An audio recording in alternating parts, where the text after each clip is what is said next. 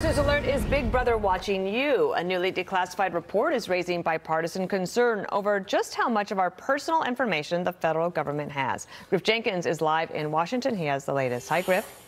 Hey, good morning, Dana. And this is an issue every American should care about. Why? Because this report shows the U.S. government can buy and stockpile troves of data about you. Now, this exchange yesterday in the hearing with Director Wray is very significant. Watch as Democrat Representative Pramila Jayapal presses Wray about tracking the location of everyday Americans. Do you know if the contracts with data brokers like the ones I described provide location data?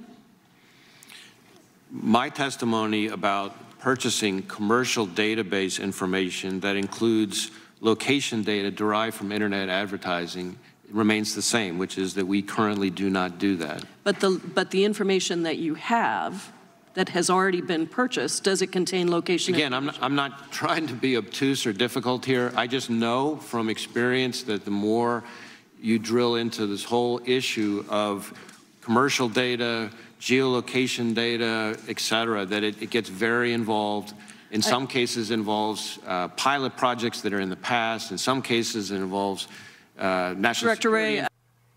Dana, the report declassified by the Office of the Director of National Intelligence details how the U.S. intel community approaches commercially available information, or CAI, such as geolocation data and phone records, which can be bought from third parties without a warrant. According to the report, quote, without proper controls, CAI can be misused to cause substantial harm, embarrassment, and inconvenience to U.S. persons. The concern has bipartisan support. Judiciary Committee Chairman Jim Jordan now calling for action to protect Americans. We need legislation that says you can't do this. You can't go buy it up. You can't do that. Use using your money to go buy information about you that they can maybe then, come after you for. That doesn't square with the Constitution. And over in the Senate, Intel Committee member Ron Wyden told Fox yesterday the report shows the government's existing policies, Dana, have failed to safeguard Americans' personal privacy and data. So I think you're going to hear a lot more about this issue. Dana? Griff Jenkins in D.C. Thank you. The FBI made the social media platforms pull that information off the internet if it came from conservative sources.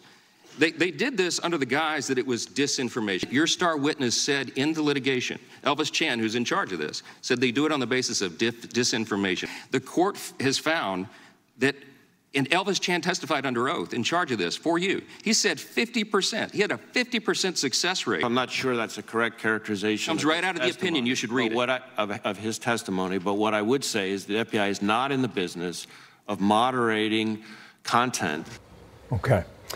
FBI Director Christopher Wray responding to allegations from our next guest at the Bureau encouraged social media to censor conservative viewpoints. Mike Johnson, Republican in Louisiana. You were asking the questions. Good morning to you today. We are watching here in New York. Here is how he answered part of your query. Watch here.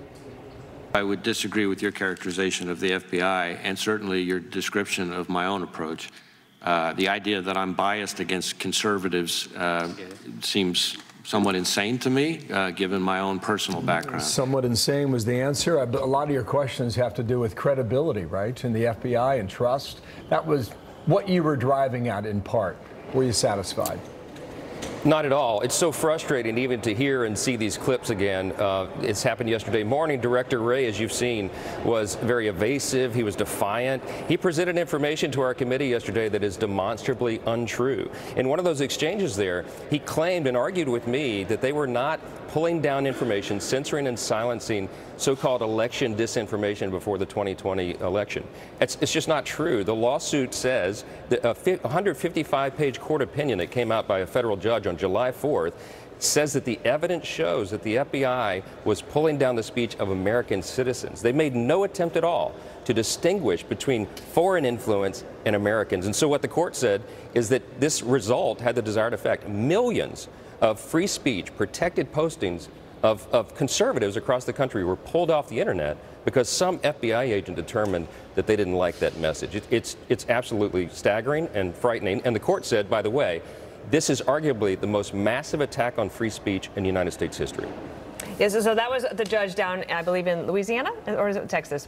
Right. who said that on the 4th of July. Too much. The administration, I think, is probably very frustrated with it. But a lot of the censorship, too, was not just coming from the FBI, but from the White House itself, from HHS and other places. Is that the type of question that you would be putting to them, too, if you get a chance? Absolutely, and we will. And in our oversight responsibility, we have lots of answers to gather from the administration, because the injunction that the court handed down July 4th covers the White House, the Department of Justice, the FBI, but also many other federal agencies that have been engaged in what is now being called the industrial complex of censorship here, that they have a whole of government approach to censoring viewpoints that they disagree with. And that's happened over and over and over again. They were intending to continue it until the court issued the injunction. Well, the FBI is out of control. You had, I mean, you had the man, other than Merrick Garland, probably the guy in Washington you wanted to question. And Dana and I sit through a lot of these hearings, and frankly, it's frustrating for us because the window is so short. It's 5 minutes. Right. And so half the time you get a speech and then perhaps one question in. Republican strategy yesterday. Did you strategize with your colleagues on the line of questioning for that hearing?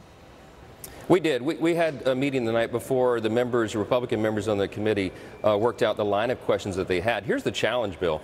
It's a target-rich environment. The FBI is involved in so many scandals currently that people have lost count. There's so much that our constituents are demanding answers to. We know they were labeling concerned parents at school board meetings as domestic terrorists. They were targeting pro-life Catholics, conservative Catholics as extremists. They were raiding the homes of political opponents. The Durham report says that the FBI failed in its critical mission of strict fidelity to the law, and now you have a 155-page federal court opinion saying they're engaging in the biggest cover-up, the biggest assault on free speech since the founding of our country. This FBI, at least at the top, its leadership, is broken, and we've got to have accountability. Do you support cutting funding to the FBI? We have one really important power in the House and in Congress, and that's the power of the purse. They want a $4 billion new headquarters, a glittery new building to work in. I don't think they deserve that if they can't maintain and uphold the basic and most fundamental constitutional rights of the people that they're supposed to be protecting and serving. This is serious business. We can't kick anybody out of office here. We could impeach someone, but you know what that involves. This is an executive branch. The president has control over who serves in these positions, but if the leadership is broken, that is one way that we can bring accountability, and we're very serious about it. Last question, just need a quick answer. Where do you go from here based on what you learned yesterday, or maybe what you didn't learn?